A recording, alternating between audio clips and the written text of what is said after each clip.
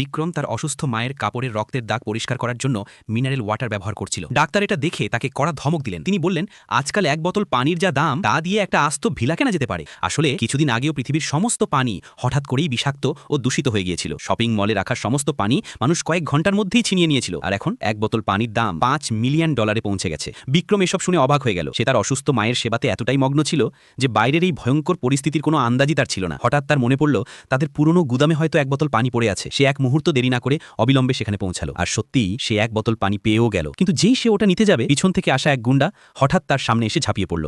সে শুধু বিক্রমকে থাপ্পড়ি মারল না, বরং দামি পানির বোতলটি ছিনিয়ে নিয়ে পালিয়ে গেল। ভগ্ন হৃদয়ে বিক্রম যেই পিছনে ফিরল, তার চোখ ছানা বড়া। সে দেখল গুদামের তাকে হঠাৎ জাদুর মতো আরেকটি নতুন বোতল দেখা যাচ্ছে। সে বুঝতে পারল এই জাদুকরি গুদামের কারণে সে শীঘ্রই কোটিপতি হতে চলেছে। বিক্রম কিছু বোতল ব্যাগে ভরল এবং বিক্রি করার জন্য বেরিয়ে পড়ল। সে একটি বিলাসবহুল ট্যাক্সি ডাকলো এবং মলের দিকে রওনা দিল। পথে হঠাৎ একটি মেয়ে তার গাড়িতে এসে বসলো। বিক্রম অবাক হয়ে কিছু বলতে পারল না। গাড়ি থেকে নেমেই মেয়েটি সোজা একটা বড় নিলাম ঘরে চলে গেল। তাকে যেকে দেখে বিক্রমের নজর আটকে গেল মেয়েটির হাতের একটা বিশেষ চিহ্নের ওপর, ঠিক সেই একই চিহ্ন যা সেই মেয়েটির হাতে ছিল যে তার মায়ের প্রাণ বাঁচিয়েছিল। বিক্রম নিশ্চিত হলো এই সেই মেয়ে। সে তাকে খোঁজার জন্য নিলাম ঘরের ভিতরে যেতে চাইল, কিন্তু তখনই বাধা হয়ে দাঁড়ালো তার প্রাক্তন প্রেমিকা এবং সেই গুন্ডা। দুজনেই তাকে নিয়ে জঘন্য ঠাট্টা করে বলল যে নিলামে ঢোকার মতো তার কোনো যোগ্যতা নেই। এরই মধ্যে ট্যাক্সি চালকও ভাড়ার জন্য চাপ দিতে লাগলো। বিক্রম ফোন বের করলো, কিন্তু তার অ্যাকাউন্টে কোনো টাকাই ছিল না। এটা দেখে প্রাক্তন প্রেমিকা তাকে আরও অপমান করতে শুরু করলো। তখনই বিক্রম খুব শান্তভাবে তার ব্যাগ খুলল আর এক বোতল পানি ভাড়া হিসেবে চালকের হাতে তুলে দিল।